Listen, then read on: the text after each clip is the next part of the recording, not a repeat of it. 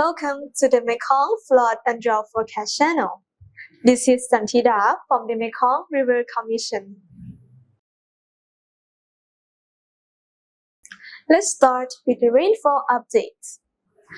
Over the past 7 days, moderate to heavy rainfall occurred in some areas in the lower Mekong Basin, including the upper region of Laos and northeastern Cambodia.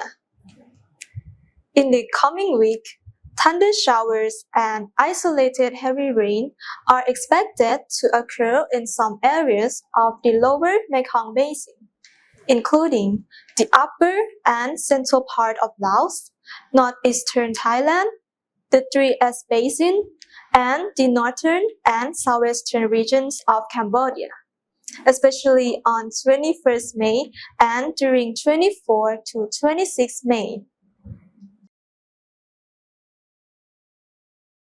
Now, let's move to the drought monitoring and forecast for the Mekong River Basin.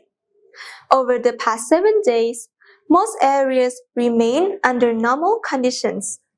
Between 20 and 26 May, no drought conditions are expected across the lower Mekong Basin, as we are now reaching the end of the dry season when rainfall begins to increase and reduce the risk of dry conditions.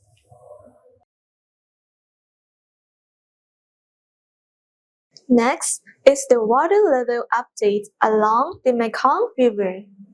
Currently, the water levels at 22 monitoring stations along the mainstream remain within normal condition. In the next 7 days, water levels at all stations at the mainstream are expected to increase from 0.1 to 1 meter, except for Neak Luong Station, where no significant change is anticipated. According to the MRC monitoring threshold, the water levels from 𝐷𝐸𝐸 to Tân Chao and Chao Doc are still within normal hydrological conditions. The information provided here is simplified for public understanding. For more technical details, please check out our website and reports.